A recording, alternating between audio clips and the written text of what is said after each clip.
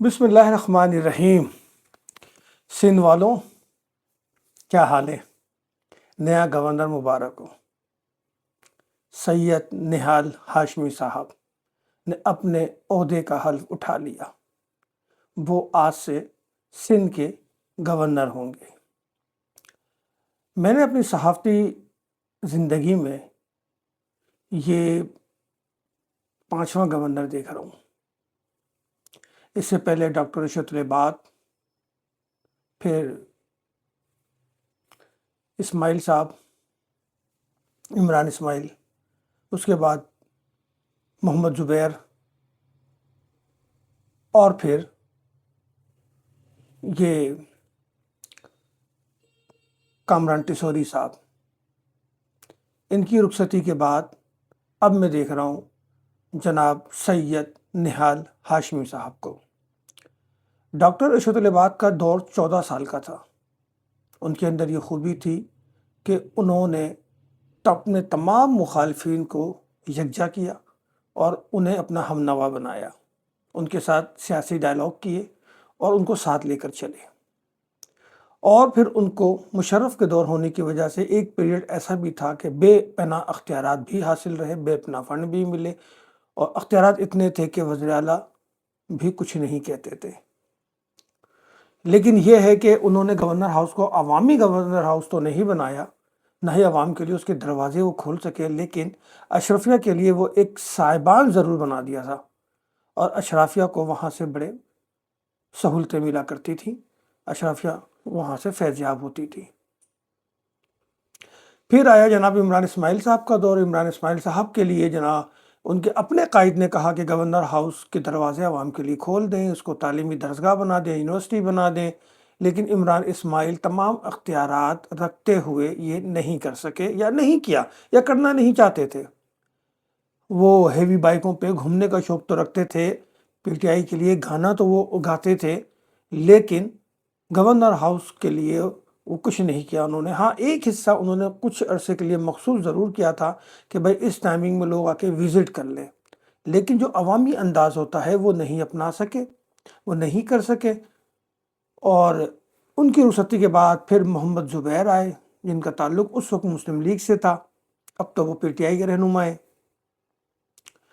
محمد زبیر بھی governor house کو عوامی انداز سے نہیں چلا سکے۔ وہی ان کا جو ایک جو گورنر ہاؤس کا ایک طریقہ کار رہتا ہے، یعنی کہ ایک آئینی عہدہ، اسی لحاظ سے وہ اس کو چلاتے رہے، وہی پروٹوکول اور وہی ساری چیزیں رہیں جو کہ ایک وائس رائے کا خاکہ ہوتا ہے، یا ذہن میں جو ایک وائس رائے کا جو اسٹائل ہوتا ہے، لائف اسٹائل۔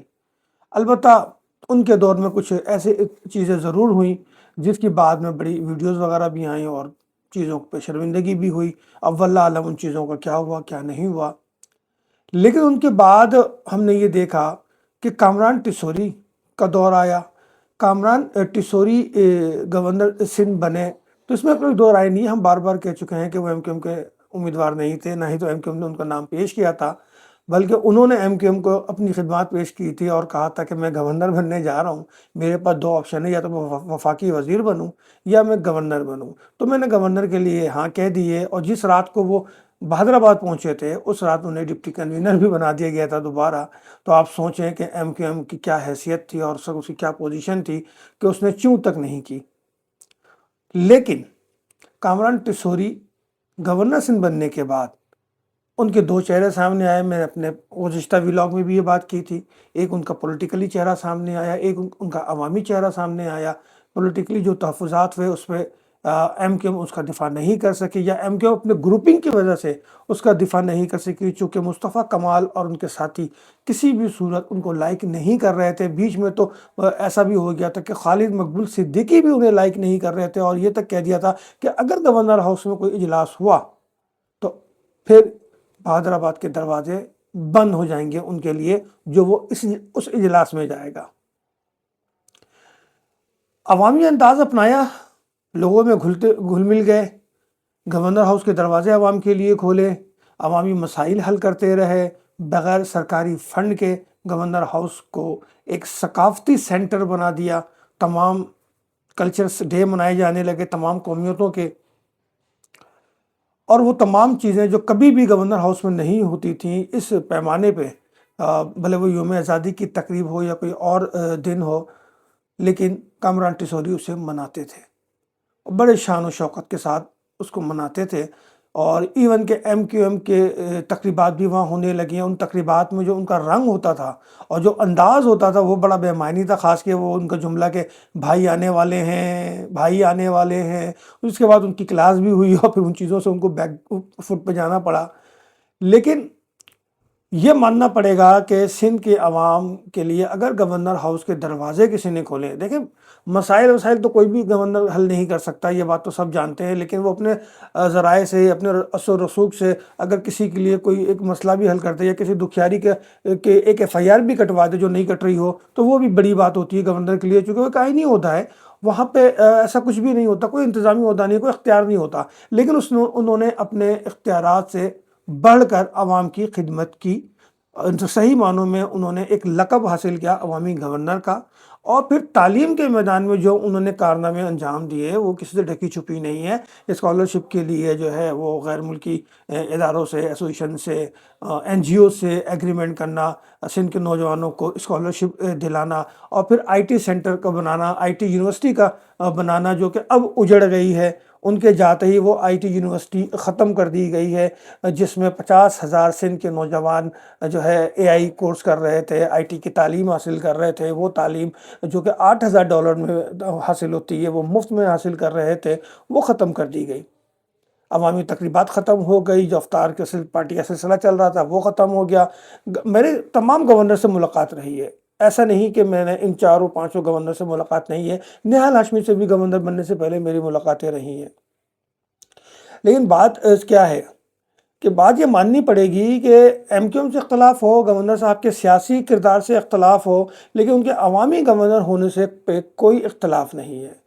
کم سے کم مسلم لیگ نون کو، وفاقی حکومت کو یہ چاہیے تھا کہ آئی ٹی سینٹر کو کنٹینیو رکھتے، وہاں بچوں کی تعلیم رہتی، اس کے لیے اگر ہٹانے تھا کوئی متبادل پلان لے کر آ جاتے، اس کے ذریعے ہٹا دیتے، لیکن ایسا کچھ نہیں ہوا۔ آج اتفاق سے میں گورنر ہاؤس گیا تھا حلبرداری میں، تو میں نے دیکھا کہ وہ سارا کا سارا اجڑ گیا، دیواریں کھول دی گئی ہیں۔ اس مارکی کی مدد سے، مارکی کی جو شادی بیاہ میں مارکی لگتی ہے، اس کی مدد سے انہوں نے وہ سینٹر بنایا تھا، اور وہ ایئر کنڈیشن تھا، وہاں پہ بچے بیٹھتے تھے، لیکن اب اس کی دیواریں کھول دی گئی ہیں، اب چھت کھلنے کا کام شروع ہوگا، گویا اس کو ختم کیا جا رہا ہے۔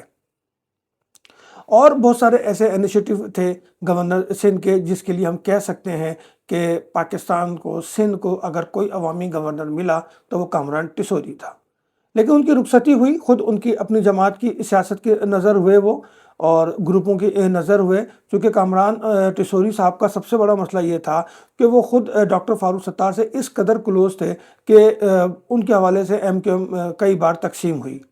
اور اب صورتحال یہ تھی کہ وہ بہادر آباد ٹولے کے الطاف حسین بن چکے تھے۔ ان کا جو انداز تھا، ان کا جو طریقہ کار تھا، وہ بڑا ہی عجیب سا ہوتا تھا، ایسا لگ رہا تھا کہ وہ اب دوسرے قائد تحریک ایم کیو ایم کے بننے جا رہے ہیں۔ اور ملیر کے جلسے میں جو کچھ ہم نے دیکھا تھا، اور جس طریقے سے ان کے پوسٹر لگائے تھے کہ کوئی مسائل کے حل کے لیے ضروری گورنر کامران ٹیسوری، اسی طرح کے کوئی پوسٹر پورے ملیر میں لگائے گئے تھے، اور وہاں پر کسی اور رہنما کے کوئی پوسٹر نہیں لگایا گیا تھا، تو جس سے ہمارے ذہنوں میں سوالات پیدا ہوئے، اور ہم نے سوالات کیے بھی تھے کہ کیا یہ ایم کیو ایم کے دوسرے قائد بننے جا رہے ہیں۔ پھر ان کی تابوت پہ آخری کیل اس کانفرنس نے ٹھوک دی جو گورنر ہاؤس میں ہوئی، جو گورنر ہاؤس میں نہیں ہونی چاہیے تھی، جو بھی بات کرنی تھی وہ باہر کی جاتی۔ اس کانفرنس کے سارے انتظامات ایم کیو ایم پاکستان نے کیے، خالد مقبول صدیقی کی ہدایت پہ ہوا، اور اس کے مقررین وغیرہ سارے حیدر عباس رضوی صاحب نے ڈیزائن کیے، انہی کو بلایا گیا، انہی کے بلانے پہ سب لوگ آئے۔ تو وہ کانفرنس جو ہے وہ سندھ کے لیے ناقابل قبول رہی۔ سندھ حکومت، پیپلز پارٹی، سندھ میں رہنے والے ہر ایک شخص کے لیے ناقابل قبول تھی، بشمول میرے بھی، چونکہ اس میں جو باتیں ہوئیں وہ گورنر ہاؤس میں نہیں ہونی چاہیے تھی۔ آپ کو پولیٹیکلی ایسی کوئی بات کرنی ہے تو آپ کوئی دوسرا مقام ڈھونڈتے، ایک آئینی ادارے کو متنازع بنایا گیا، اور وہ پھر ان کی رخصتی کا سبب بنا۔ لیکن گورنر صاحب کامران ٹیسوری صاحب، اب آپ کو سمجھ میں آ گیا ہوگا کہ لوگ ابن الوقت کیسے بنتے ہیں۔ کوئی آپ کے قریب نہیں آیا، کسی نے آپ کا دفاع نہیں کیا، کسی نے آپ کے لیے کوئی ایسا بیان نہیں دیا اب تک۔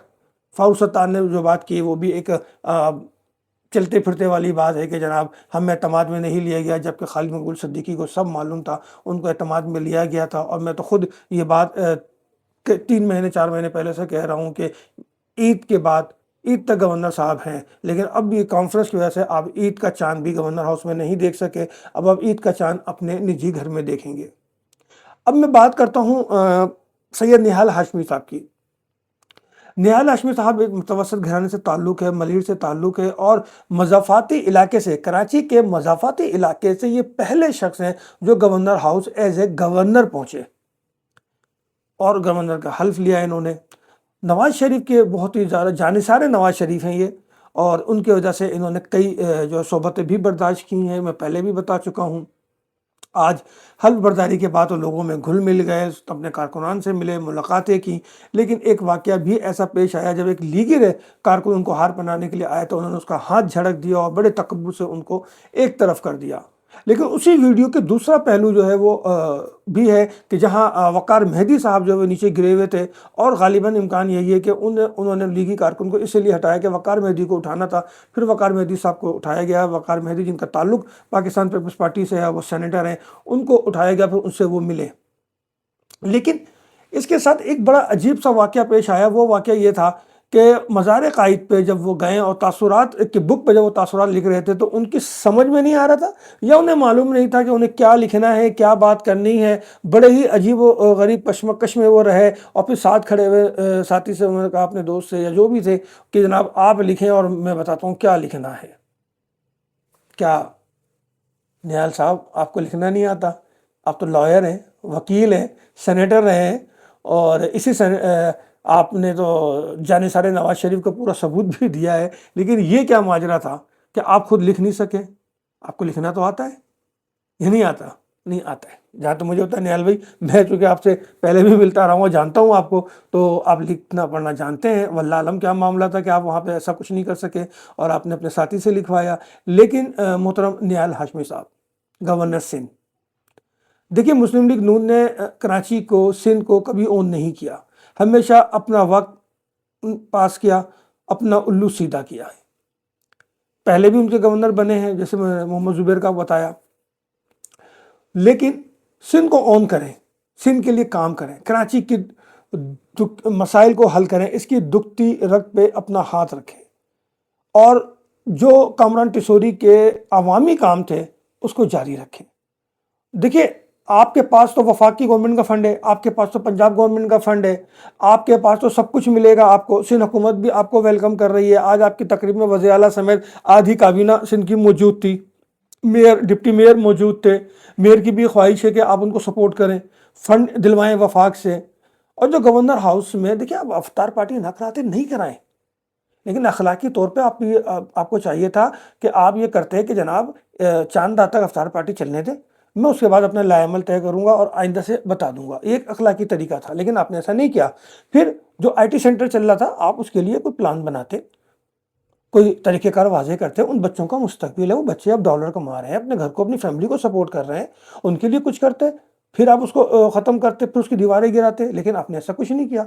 تو نہال ہاشمی صاحب، اس سے واضح ہوتا ہے کہ مسلم لیگ نون اب بھی صرف ٹائم پاس کرے گی، اور آپ کو ایز اے گورنر جو ہے نا ایک مہرے کے طور پہ وہ بٹھا دے گی، باقی گورنر ہاؤس پھر ٹھنڈا ہو جائے گا، کراچی والوں کے کوئی مسائل حل نہیں ہوں گے، جو بھی مسئلے حل ہونے پھر پیپلز پارٹی کر رہی ہے، اور پیپلز پارٹی ہی صحیح ہوں گے، بھلے وہ آہستہ آہستہ ہو یا وہ ایک دم کر دے، لیکن پھر وہ رول ختم ہو جائے گا جو کہ دیکھیں سندھ تینوں صوبوں سے نا بالکل تھوڑا ڈیفرنٹ ہے، تھوڑا سا ایشوز ہیں، اور خاص کے کراچی میں، یہ تو سب مانتے ہیں۔ تو اس کے لیے گورنر کا رول یہاں پہ بنتا ہے، آپ کو اپنا رول ادا کرنا ہے، آپ کو اپنے رول کے ذریعے یہ بتانا ہے۔ دیکھیں آپ اس صوبے کے پہلے عوامی گورنر اس حساب سے ہوں گے کہ آپ عام عوام میں سے نکل کر آئے، ملیر سے، مضافاتی علاقے سے، پکے ایک سیاسی کارکن ہیں، سینئر کارکن ہیں، تمام صحبتیں بھی برداشت کی ہیں، تو آپ ایک پہلے سیاسی عوامی مڈل کلاس طبقے سے نکل کر گورنر بنے، مضافاتی علاقے سے۔ عیشت العباد بنے تھے تو وہ نازم آباد سے آئے تھے، وہ مضافاتی علاقہ نہیں تھا، لیکن آپ مضافاتی علاقے کے پہلے گورنر ہیں۔ آپ کو احساس ہونا چاہیے کراچی کے مسائل کا، کراچی کے ایشوز کا، نوجوانوں کے مسائل کا، تعلیم کا۔